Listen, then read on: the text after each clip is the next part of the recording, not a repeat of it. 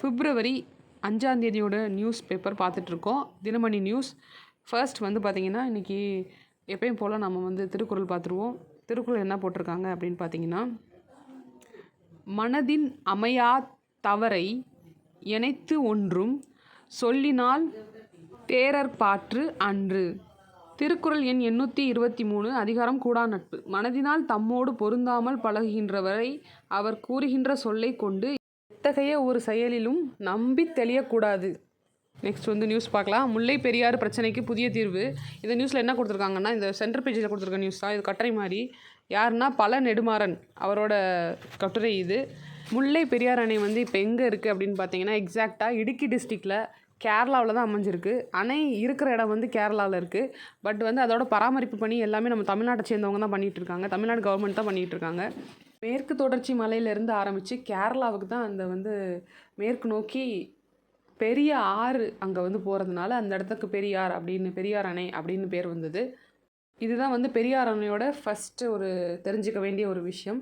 Next வந்து பார்த்திங்கன்னா, கேரளாவில் இப்போ வந்து எப்படி இருக்குன்னா, அந்த அணை வந்து கேரளாவோட பார்டர் ப்ளஸ் வந்து தமிழ்நாட்டோட பார்டர், இந்த ரெண்டுக்கும் இடப்பட்டது தான் அணை இருக்குது. கேரளா கவர்மெண்ட் என்ன சொல்கிறாங்கன்னா, அணையோட கொள்ளளவு வந்து அதிகப்படுத்தினா எங்களுக்கு அணை வந்து உடையலாம், உடஞ்சிச்சின்னா எங்களுக்கு பிரச்சனையாகும் அப்படின்னு அவங்க சைட்லேருந்து சொல்கிறாங்க.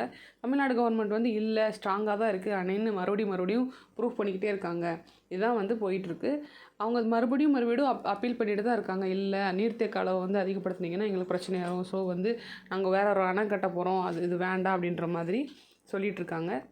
இந்த பிரச்சனைக்கு அப்புறம் தமிழ்நாடு கவர்மெண்ட் வந்து 10 கோடி ரூபாய் செலவில் அணையை வந்து மேலும் வலுப்படுத்துறதுக்கான பணிகள்லாம் வந்து பண்ணி தமிழ்நாடு அரசு முடித்தாங்க. அப்போயுமே அவங்க சாட்டிஸ்ஃபை ஆகலை. மறுபடியும் அவங்க சொல்லிக்கிட்டே தான் இருக்காங்க.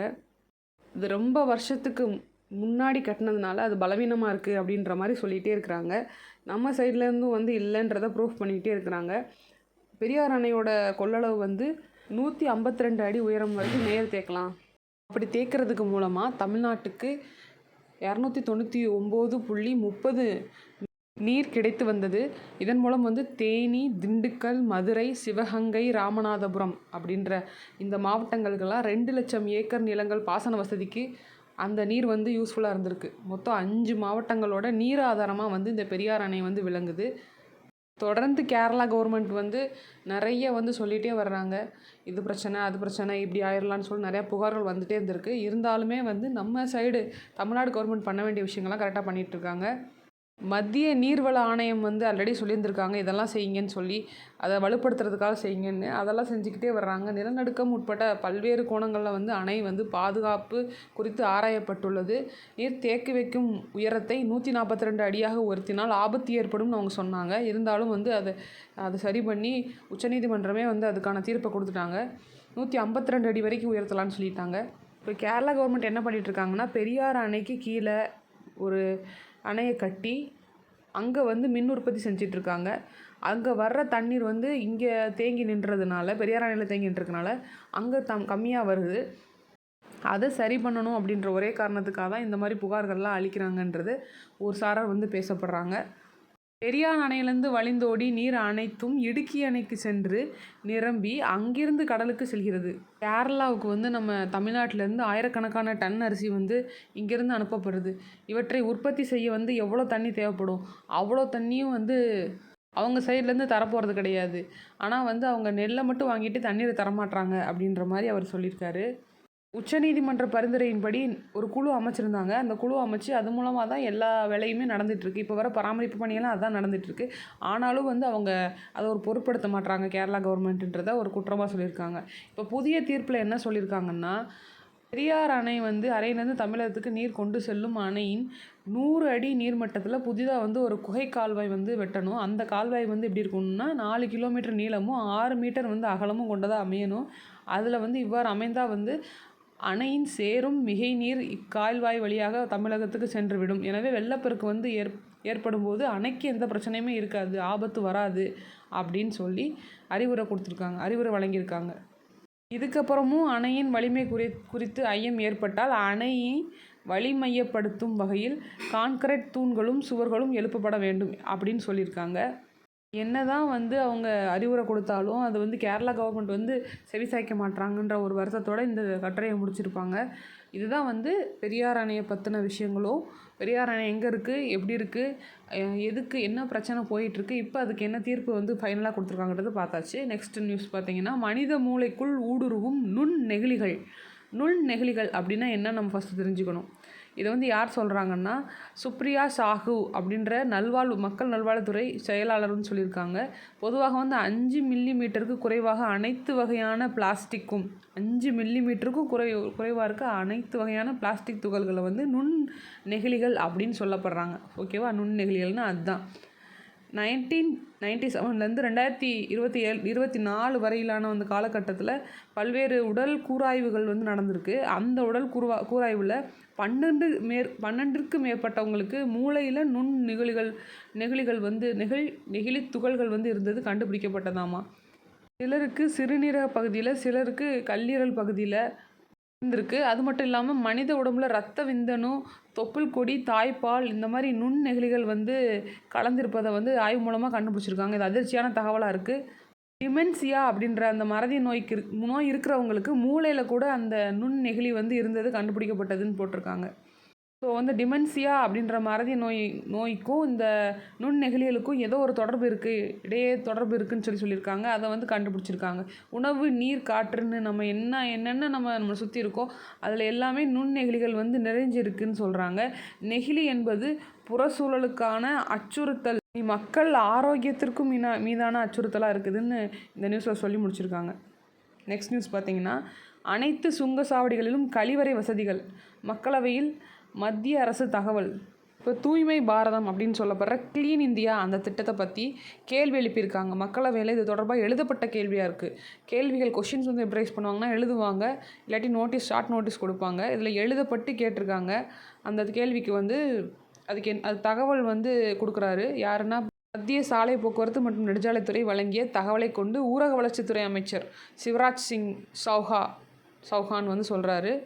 ஆல்ரெடி 2015 வந்து க்ளீன் இந்தியா திட்டம் மூலமாக தேசிய நெடுஞ்சாலை ஆணைய அதிகாரிகள் உட்பட்ட பகுதிகளுக்கு சுங்கச்சாவடிகளை வந்து கட்டியாச்சு. ஆண், பெண் 2 பேர் தனித்தனியாக கட்டிட்டோம் அப்படின்னு சொல்லியிருக்காங்க.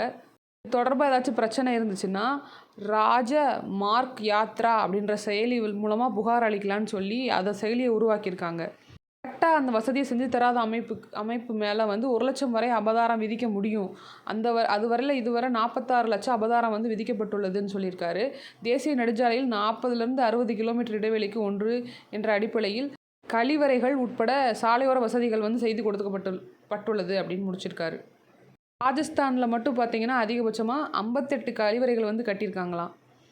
நியூஸ் பார்த்தீங்கன்னா, எதிர்கால பெருந்தொற்றுகளை எதிர்கொள்ள தயார் நிலை மத்திய அரசு. ஆயுஷ்மான் பாரத் திட்டம் கீழே 8.5 கோடி மக்களுக்கு வந்து சிகிச்சைகள் வந்து இப்போ வர வழங்கியிருக்காங்களாம். 8.5 சொல்லியிருக்காங்க. மத்திய அரசு வந்து அந்த ரிப்போர்ட் சொல்லியிருக்காங்க. ஆயுஷ்மான் பாரத் காப்பீட்டு திட்டம் அப்படின்னா என்னன்னு பார்த்தீங்கன்னா, அப்படியே நம்ம பார்த்தோம் லாஸ்ட் நியூஸில். காப்பீட்டு திட்டம் தான் ஒருத்தருக்கு 5 லட்சம் வரை கவர்மெண்ட் சைட்லேருந்து வழங்குவாங்க. அந்த திட்டம் தான் மத்திய அரசு ஆயுஷ்மான் பாரத் காப்பீடு திட்டத்தின் ஆண்டுக்கு ஒரு குடும்பத்துக்கு 5 லட்சம் வரை மருத்துவ காப்பீடு வழங்கப்படும். அண்மையில் இந்த திட்டம் 70 மற்றும் அதற்கு மேற்பட்ட வயது மூத்த குடிமக்களுக்கு வந்து விரிவுபடுத்தப்பட்டது.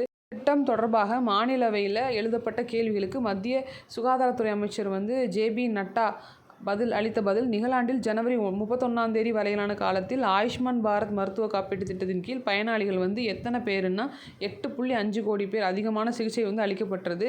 சுமார் வந்து 4.2 கோடி சிகிச்சை வந்து அரசு மருத்துவமனையில் அளிக்கப்பட்டது. இதுவுமே ரிட்டன் கொஷின் கேட்டிருக்காங்க. அதுக்கான பதில் வந்து அவர் சொல்லியிருக்காரு. 10 ஆண்டுகளில் வந்து குறிப்பாக கரோனா காலத்துக்கு பிறகு வந்து சுகாதாரத்துறையில் வந்து திட்டம் வந்து வலுப்பட்டிருக்கு. பெருந்தொற்று சம்மந்தமாக வந்து தொடர்ந்து கண்காணிச்சிட்டே வர்றாங்க. இனி வர்ற காலகட்டங்களில் கூட சிறப்பாக வந்து செயலாற்றுறதுக்கான ஒரு இன்ஃப்ராஸ்ட்ரக்சரும் அதுக்கான ஒரு டீமும் வந்து ரெடியாக இருக்குது அப்படின்ட்டுருக்காங்க. பல்வேறு குழுக்கள் வந்து நோய் வர்றதுக்கு முன்னாடியே அனலைஸ் பண்ணுறதுக்கு, நோய் வந்த பின்னாடி எப்படி செயல்படணும், அப்புறம் வந்து எப்படி வந்து அதை தடுக்கணும் வராமல் அப்படின்னு சொல்லி பிரித்து செயல்படுறதுக்கான பல்வேறு டீம் வந்து இருக்குது, பல்வேறு குழுக்கள் இருக்குதுன்னு சொல்லியிருக்காரு. மருத்துவ ஆராய்ச்சி கவுன்சிலின் கீழ் நாடு முழுவதும் 150 ஆய்வகங்கள் வந்து செயல்பட்டு வருகின்றதுன்னு சொல்கிறாரு. அதில் நுண்ணுயிரியல் ஆராய்ச்சி மற்றும் பாதிப்பு கண்டறியறதுக்கான ஆய்வகங்கள்லாம் இருக்குதுன்னு சொல்கிறாங்க. இப்போ வேளாண் பூச்சிக்கொல்லி பயன்பாடு, சுற்றுச்சூழல் மாறுபாடு, தாவரங்கள்லேருந்து இயற்கையான தன்மை மாறுறது உள்ளிட்டவையே நோய் பாதிப்புகளுக்கு முக்கிய காரணமாக இருக்குது. இதற்கான தேசிய அளவிலான ஒரே சுகாதார இயக்கம் அப்படின்ற ஒரு திட்டம் வந்து தொடங்கப்பட்டதுன்னு சொல்லியிருக்காரு. பெருந்தொற்று பாதிப்பு எதிராக வந்து தயார் நிலையில் வந்து இப்போ வர இருக்காங்க. எதுனாலும் பிரச்சனை வந்தால் கூட டக்குன்னு அவங்க செயல்படுற மாதிரி ஒரு தயார் நிலையில் தான் இயங்கிட்டு இருக்காங்கன்றாங்க. ஒரு பாதிப்பு ஏற்பட்டுச்சுன்னா அதை திறன்பட எதிர்கொள்கிறதுக்கு மாநிலம் மற்றும் யூனியன் பிரதேசங்களில் சுகாதார கட்டமைப்பு திறனை மேம்படுத்தி கொள்ள தேவையான உதவிகளை கவர்மெண்ட் செஞ்சிட்ருக்குன்ற முடிச்சிருக்காங்க. நியூஸ் பார்த்தீங்கன்னா, போர்க்கப்பலை தாக்கி அழிக்கும் ஏவுகணை கொள்முதல், ரஷ்யாவுடன் இந்தியா ஒப்பந்தம். பாதுகாப்பு செயலாளர் ராஜ்குமார் சிங் முன்னிலையில் வந்து இந்த ஒப்பந்தம் வந்து மேற்கொண்டிருக்காங்க. இந்த ஏவுகணைகள் கடற்கரையின் நீர்மூழ்கி கப்பல்கள் படைப்பிரிவின் போர் திறன்கள் மேம்படுத்தும் அப்படின்னு போட்டிருக்காங்க. நெக்ஸ்ட் நியூஸ் பார்த்தீங்கன்னா, தேசிய ஊரக வேலைவாய்ப்பு உறுதி திட்டம் 2022லேருந்து 24 வரை 1.58 கோடி தொழிலாளர்கள் வந்து பெயர் நீக்கப்பட்டிருக்கு. இது மக்களவையில் மத்திய அரசு வந்து தகவல் கொடுத்துருக்காங்க. நாடாளுமன்றத்தில் கேட்கப்பட்ட கொஷின், அதுக்கான பதிலை வந்து ஊரக வளர்ச்சித்துறை இணையமைச்சர் காமேஷ் பாஸ்வான் வந்து பதில் எழுத்துப்பூர்வமாக பதிலளிச்சிருக்காரு. 86,17,887 தொழிலாளர்கள் வந்து பெயர்கள் மாற்றம் நடந்திருக்கு. பெயர்கள் மாற்றப்பட்டு இருக்கிறதுனாலேயே அது சந்தேகத்தின் அடிப்படையில் வந்து அந்த பெயரை வந்து நீக்கியிருக்காங்க. அவங்க கொடுக்கப்பட்ட அடையாள அட்டையில் போலியான பேரோ இல்லை போலியான தகவலோ இருந்துச்சுன்னா அதை நீக்கப்படும் அப்படின்றத சொல்லியிருக்காங்க. கிராமங்கள் நகரங்கள் வகைப்பாட்டுக்குள்ளே கொண்டு வரப்பட்டால் அங்கு பணியாற்றும் தொழிலாளர்கள் பெயர் நீக்கப்படும். வந்து இந்த திட்டம் வந்து கிராமத்தில் இருக்கவங்களுக்கு மட்டும்தான். இப்போ கிராமம் வந்து நகரமாக சேஞ்ச் ஆயிடுச்சுன்னா, கிராம ஊராட்சி வந்து அடுத்து வந்து நகராட்சி அந்த மாதிரி அப்படியே அப்டேட் ஆச்சுன்னா அது கேன்சல் பண்ணிடுவாங்களாம் அவங்களோட பேரை. நியூஸ் வந்து பார்த்திங்கன்னா, பொது சிவில் சட்டம் தேவையை ஆராய ஐவர் குழு அப்படின்ட்டு இருக்காங்க. திருமணம், விவாகரத்து, வாரிசு உரிமை, தத்தெடுத்தல் இந்த மாதிரி விஷயங்களுக்கெல்லாம் ஒவ்வொரு மதத்துக்கும் ஒவ்வொரு செட் ஆஃப் ரூல்ஸ் இருக்குது. இப்போ வந்து பொதுவாக ஒரே ரூல் எல்லா மதத்துக்கும் அப்படின்னு கொண்டு வர்றது தான் பொது சிவில் சட்டம். எல்லாத்துக்கும் ஏற்புள்ளதாக கொண்டு வர்றதான் பொது சிவில் சட்டம். அதுபடி வந்து குஜராத் கொண்டு வந்துட்டாங்க. அதில் எதுக்காக அந்த திட்டம் தேவை, எப்படி வந்து செயல்படுத்தலாம்னு சொல்லி முழுசாக ஆராயிறதுக்காக ஒரு குழு அமைச்சிருக்காங்க. அந்த குழுவில் வந்து யார் இருக்காருன்னா, ஐஏஎஸ் அதிகாரி CL மீனா, வழக்கறிஞர் RC கோடேக்கர், வீர நர்மதா, தெற்கு குஜராத் பல்கலைக்கழக முன்னாள் துணைவேந்தராக இருந்தவங்க தக்கேஷ் தாக்கர், சமூக செயல்பாட்டாளர் கீதா ஷெரஃப், இவங்கெல்லாம் வந்து இருக்காங்க. இதெல்லாம் ஆராய்ந்து இந்த பொது சிவில் சட்டத்தை ஆராய்ஞ்சு 45 நாளில் வந்து அறிக்கை சமர்ப்பிக்க போகிறாங்க. அதை வந்து இங்கே கொடுத்துருக்காங்க. நெக்ஸ்ட் நியூஸ் போகலாம். கோதுமை உற்பத்தி வந்து தேவை தொடர்பான கேள்வி, மத்திய அமைச்சர் பதிலில் திமுக MP அதிருப்தி. தமிழகத்துக்கு பொது விநியோக திட்டத்தின் கீழே, அதாவது நம்ம ரேஷன் கடை அந்த இருக்கு இல்லையா, அந்த திட்டத்துக்கு கீழே வந்து கோதுமை தேவையை உயர்த்தி வழங்குவது தொடர்பாக எழுப்பிய கேள்வி, இன்க்ரீஸ் பண்ணி கொடுங்க அப்படின்னு கேட்டதுக்கு அவங்க வந்து பதில் சொல்லியிருந்திருக்காங்க. அமைச்சர் பிர்ல்ஹாத் பதில் சொல்லியிருக்காரு. அதில் வந்து பார்த்தீங்கன்னா 8,500 டன் வந்து கோதுமை ஒரு மாதத்துக்கு இப்போ வர வழங்கிட்டு இருக்காங்க. ஆனால் வந்து 20,000 டன்னை வந்து அதை உயர்த்தி கொடுங்க அப்படின்ற கேள்வி கேட்டிருக்காங்க. அதுக்கு தமிழ்நாடு உணவு மற்றும் நுகர்பொருள் வாணிப கழகம் மத்திய அரசு கோரிக்கையை விடுத்துள்ளது. அதை மத்திய அரசு பரிசீலித்து வருகிறதா என கேள்வி எழுப்பினார். பதிலளித்த மத்திய அமைச்சர் வந்து, உணவுப் பொருட்கள் வழங்குவதிலும் ஒதுக்கீடு செய்வதற்கும் உள்ள விகிதத்தின்படி தமிழக அரசுக்கு வந்து நாங்கள் கோதுமை கொடுப்போம் அப்படின்னு முடிச்சிட்டார் அவர். இதுதான் வந்து ஆன்சர். இந்த ஆன்சருக்கு அவர் வந்து திருப்திகரமாக இல்லை. நெக்ஸ்ட்டு, நாடு திரும்பிய சாம்பியன். நெதர்லாந்து நடைபெற்ற டாடா ஸ்டீல் மாஸ்டர்ஸ் செஸ் போட்டியில் வந்து பிரக்யானந்தா ஃபஸ்ட்டு ஜெயிச்சிட்டாரு. யாரை தோத்துனா குகேஷ் தோத்து, நம்ம தெரிஞ்சது. நெக்ஸ்ட்டு, தேசிய விளையாட்டுப் போட்டிகள். தமிழகத்துக்கு பேட்மிண்டனில் தங்கம் கிடச்சிருக்கு. தேசிய விளையாட்டுப் போட்டிகள் தமிழக வீராங்கனைகள் வந்து இப்போ லாஸ்ட் கேமில் 2 தங்கம் 1 வெண்கலம், கூடைப்பந்தில் வந்து 1 வெண்கலம் அப்படின்னு சொல்லிட்டு கிடச்சிருக்கு. 38வது தேசிய விளையாட்டுப் போட்டி நமக்கு நல்லா தெரிஞ்சது டேராடூனில், உத்தரகாண்ட் மாநிலத்தில். அதில் இப்போ வர வந்து பார்த்திங்கன்னா, இதுக்கு முன்னாடி வர 6th பிளேஸில் இருந்துச்சு, இப்போ 4th பிளேஸ்க்கு வந்துட்டாங்க. 11 தங்கம், 16 வெள்ளி, 16 வெண்கலம் அப்படின்னு சொல்லிட்டு 43 பதக்கங்கள் வந்து வாங்கியிருக்காங்க. 4வது இடத்துக்கு வந்துட்டாங்க. ஸோ வந்து இதுதான் வந்து ஸ்போர்ட்ஸ் நியூஸ் முக்கியமானது, ஞாபகம் வச்சுக்காங்க. 11 தங்கம், 16 வெள்ளி, 16 வெண்கலம். இது வந்து இப்போ வர இருக்க நியூஸ். 43வது 4வது இடத்துல இருக்கிறோம். நியூஸ் போகலாம். நெக்ஸ்ட் நியூஸ் வந்து ஒரு அகழ்வாராய்ச்சி நியூஸ். பொற்பனை கோட்டை அகழாய்வில் எலும்பு முனை கருவி தங்கத்துண்டு. அந்த பொற்பனை கோட்டைன்றது வந்து புதுக்கோட்டை டிஸ்ட்ரிக்டில் தான் இருக்குது. அங்கே அகழாய்வு நடந்துகிட்ருக்கு. அதில் வந்து நிறைய முக்கியமான இதெல்லாம் கிடச்சிருக்கு. 2023 ஆண்டுலேருந்துமே அகழாய்வு பணி வந்து நடந்துகிட்ருக்கு. இதில் வந்து 6 இதழ் கொண்ட தங்க மூக்குத்தி, எலும்பு முனை கருவி, கார்னிலியன் பாசிமணி உள்ளிட்ட 533 தொல்பொருட்கள் வந்து கிடச்சிருக்கு. மேலும் 8 அடி சுற்றளவுள்ள வட்ட வடிவ செங்கல் கட்டுமானம் ஒன்று வெளியிடப்பட்டது. தொடர்ந்து வந்து 2ஆம் கட்ட அகழாய்வு அனுமதி கிடச்சி 2024 மே 18ஆம் தேதி வந்து தொடங்க வைக்கப்பட்டது. இதில் வந்து 9 அகழாய்வு குழிகள் வந்து எடுக்கப்பட்டது.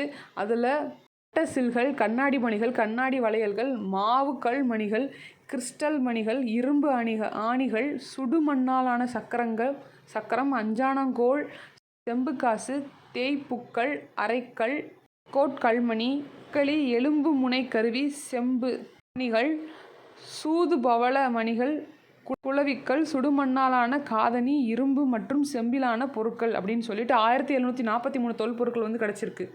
அதனால் கொஞ்ச நாள் நிறுத்திட்டு மறுபடியும் ஜனவரி 20ஆம் தேதி ஸ்டார்ட் பண்ணியிருக்காங்க. அந்த அகழாய்வில் தான் வந்து எலும்பு முனை கருவி ஒன்று கிடைத்துள்ளது. இதன் எடை வந்து பார்த்திங்கன்னா 7.8 கிராமும், நீளம் வந்து 7.4 சென்டிமீட்டரும், விட்டம் வந்து 1 சென்டிமீட்டரும் இருக்குது. இன்னொரு குழியில் வந்து உடைந்த நிலையில் தங்கத்தின் சிறு பகுதி கிடைத்துள்ளது அப்படின்னு முடிச்சிருக்காங்க. இப்போ தங்கம் வந்து எங்கேயுமே கிடைக்கல இதுவரை. இப்போ தான் ஃபஸ்ட் டைம் வந்து பொற்பானை கோட்டையில் கிடச்சிருக்கு.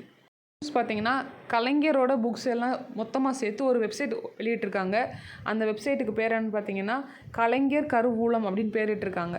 Website HDTPS Tamil digital library அப்படின்ற அந்த வெப்சைட்டில் கலைஞர் அப்படின்ற வெப்சைட்டில் நம்ம எடுத்துக்கலாம். இதில் 17 நாவல்கள், 36 சிறுகதைகள், 12 நாடகங்கள், 62 கவிதைகள், 18 கட்டுரைகள், 6 தன் வரலாறு, 7 இலக்கிய உரைகள், 322 இதழ் பிரதிகள், 18 ஆண்டு மலர், 73 கடிதங்கள், இவ்வளோ புக்ஸ் வந்து அவைலபிளாக இருக்குது.